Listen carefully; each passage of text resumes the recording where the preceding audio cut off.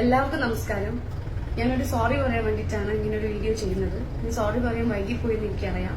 പക്ഷെ ഞാൻ ഒരു 10-200 ഇന്റർവ്യൂസ് മുമ്പേ ചെയ്തിട്ടുണ്ടെങ്കിലും ആദ്യമായിട്ടാണ് എന്റെ ജീവിതത്തിൽ ഇങ്ങനെ ഒരു അനുഭവം ഞാൻ ഫേസ് ചെയ്യുന്നത്. അതുകൊണ്ട് തന്നെ ഇങ്ങനെ ഫസ്റ്റ് വന്നപ്പോൾ എങ്ങനെ ഹാൻഡിൽ ചെയ്യണം എന്നുള്ളത് എനിക്ക് അറിയില്ലായിരുന്നു. മാനസികമായി ഞാൻ വളരെയധികം തകർന്നുപോയി. ഇപ്പോഴും ഞാൻ അതിന്ന് റിക്കവർ ആയി എന്നല്ല, എന്നാലും ഇപ്പോഴെങ്കിലും ഇനി പറഞ്ഞിട്ടില്ലെങ്കിൽ ഇത് ശരിയാവില്ല എന്നുള്ളത് കൊണ്ടാണ് ഇന്നെങ്കിലും ഞാൻ ഇങ്ങനെ ഒരു വീഡിയോ ചെയ്യുന്നത്. ഈ അടുത്തിടെ ഞാൻ ചെയ്തൊരു ഇന്റർവ്യൂവില് അതായത് എന്റെ ഭാഗത്തുനിന്ന് വലിയൊരു വീഴ്ച സംഭവിക്കുകയുണ്ടായി. അതിനൊരിക്കലും ഞാൻ ന്യായീകരിക്കുകയല്ല. എനിക്ക് ആ ഒരു സമയത്ത് എന്റെ ഗസ്റ്റ് അങ്ങനെ പറയുമ്പോൾ എങ്ങനെയാണ് അതിന് ഇന്ററാക്ട് ചെയ്യേണ്ടതെന്നുള്ളത് പെട്ടെന്ന് എനിക്ക് മനസ്സിലായില്ല, പെട്ടെന്ന് എന്റെ മൈൻഡിൽ വന്നില്ല. അപ്പോൾ ഞാൻ വളരെ മോശമായ രീതിയിലാണ് ഇന്ററാക്ട് ചെയ്തത്. അത് നിങ്ങൾക്ക് എല്ലാവർക്കും വളരെയധികം വേദനിപ്പിച്ചു എന്ന് എനിക്കറിയാം. അതുപോലെ തന്നെ ഇപ്പം നിങ്ങൾ എല്ലാവരും പറഞ്ഞിരുന്ന പോലെ എനിക്ക് ഞാൻ ഒരു പോലീസിനെ സപ്പോർട്ട് ചെയ്യുന്നതോ അല്ലെങ്കിൽ ഒരു സ്ത്രീയെ വളരെ മോശമായിട്ട് അവരുടെ പ്രൈവസി മാനിക്കാതിരിക്കുന്ന ഒരാളൊന്നുമില്ല. നിങ്ങളൊക്കെ പറയുന്ന പോലെ തന്നെ ഞാനൊരു സ്ത്രീയാണ്, എന്റെ വീട്ടിലും സ്ത്രീകളുണ്ട്, എനിക്കിങ്ങനെ ഒരു കുഞ്ഞിന്റെ അമ്മയാണ് ഞാൻ. അപ്പൊ അതുകൊണ്ടൊക്കെ തന്നെ എനിക്ക് അതിന്റെ ഒരു ആഘാതം നന്നായിട്ട് അറിയാം. പക്ഷെ ആ ഒരു സമയത്ത് എനിക്ക് ഹാൻഡിൽ ചെയ്യാൻ പറ്റിയില്ല. ഞാൻ ഹാൻഡിൽ ചെയ്തത് വളരെ മോശമായിട്ടായിപ്പോയി. അതായത് ഇന്നും ആ വീഡിയോസ് ഒക്കെ കാണുമ്പോൾ എനിക്ക് എന്നോട് തന്നെ തോന്നാറുണ്ട്, എനിക്ക് തോന്നുന്നുണ്ട് ഞാൻ എന്താ പറഞ്ഞെന്നുള്ളത്. പക്ഷെ എന്തുകൊണ്ടോ എനിക്ക് ആ ടൈമിൽ അതിനെതിരെ വേറെ ഒന്നും പറയാൻ വേണ്ടി പറ്റിയില്ല. ഒരു സിറ്റുവേഷൻ ആണല്ലോ. അപ്പൊ എന്റെ സിറ്റുവേഷൻ വളരെ മോശമായി പോയി. ഞാൻ അങ്ങനെ ചെയ്തത് വളരെ മോശമായി പോയി. അപ്പൊ നിങ്ങൾ എല്ലാവരും ആത്മാർത്ഥമായിട്ട് ഞാൻ നിങ്ങളുടെ എല്ലാവരുടെ മാപ്പ് ചോദിക്കുകയാണ്. എനിക്ക് നിങ്ങൾ തന്ന സപ്പോർട്ട് ഒന്നും കിടുങ്ങിക്കണല്ലോ, ശരിക്കും ഞെട്ടി വറച്ചിട്ടുണ്ടല്ലേ, ആരോട്ട് കുടഞ്ഞിട്ടുണ്ട് ശരിക്കും. നല്ലൊന്ന് വെറളിമുണ്ട വന്നിട്ടുള്ളത് മാപ്പുമായിട്ട്.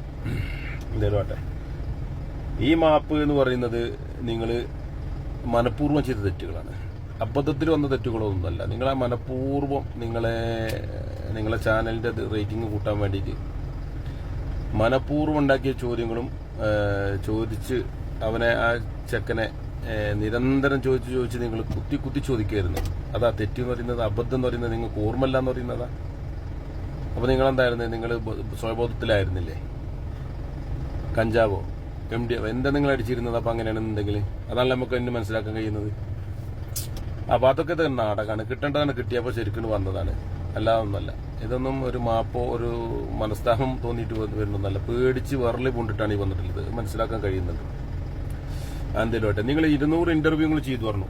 നിങ്ങൾ ചെയ്ത ഇന്റർവ്യൂകളൊക്കെ ഇതുപോലെ നാരികളെ വെച്ചിട്ടല്ലേ, ഇതുപോലത്തെ ഈ ചറ്റകളൊക്കെ വെച്ചിട്ട്. ഓരോറ്റ ഒന്നിനെ നല്ലതെന്ന് പറഞ്ഞാൽ ഈ വെറൈറ്റി മീഡിയയിൽ വന്നിട്ട് പണ്ടൊക്കത്തെ കാലത്തൊക്കെ നമ്മൾ ഇന്റർവ്യൂ എന്ന് കാണുമ്പോൾ നമ്മളെ സ്റ്റാറുകൾ, നമ്മൾ ഓരോരുത്തർ ഇഷ്ടപ്പെടുന്ന, സമൂഹത്തിന് നന്മകൾ ചെയ്യുന്ന, സമൂഹത്തിന് നല്ല പേരുകളുള്ള ആളുകളെയൊക്കെയാണ് ഇന്റർവ്യൂ എന്ന് പറഞ്ഞാൽ നമ്മൾ കാണുന്നത്.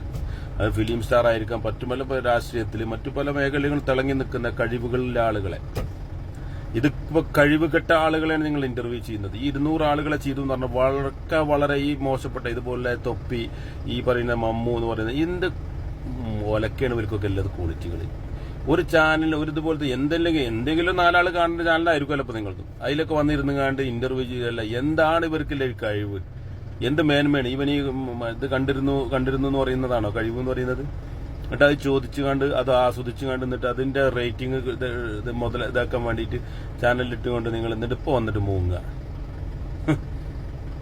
നല്ല രസമുണ്ട് കാണാൻ.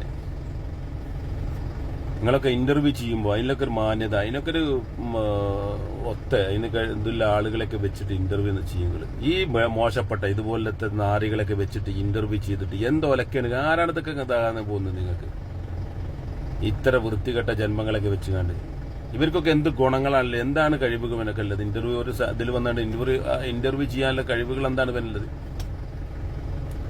ഇതുപോലത്തെ നാറികളെ വെച്ചിട്ട് ഇന്റർവ്യൂ ചെയ്തിട്ട് ഞാൻ 200 ഇന്റർവ്യൂ ചെയ്തിരിക്കുന്നു, ഇതാണെന്ന് ഇതുപോലെ കൊണസ്റ്റ് ചോദ്യങ്ങൾ ചോദിച്ചിട്ടല്ലേ ഇന്റർവ്യൂ എന്ന് പറയുന്ന അതിന്റെ പേര് കളയാനായിട്ട് ഓരോരോ ജന്മങ്ങള്. എന്തായാലും നിങ്ങൾ ആ ചെയ്തതും ചോദിച്ചതൊക്കെ വളരെ വളരെ മോശമാണ്. അതൊക്കെ അതവിടെ സമൂഹത്തിൽ അതവിടെ ഉണ്ടാവും. അതിന്റെ ചീത്തപ്പേര് നിങ്ങൾക്ക് കാലാകാലം നിൽക്കുക തന്നെ ചെയ്യും. അതിലൊന്നും ഇനിയിപ്പോൾ ഒരു കരഞ്ഞ് കാലുപിടിച്ച് വന്നിട്ടൊന്നും ഒരു കാര്യമില്ല കേട്ടോ.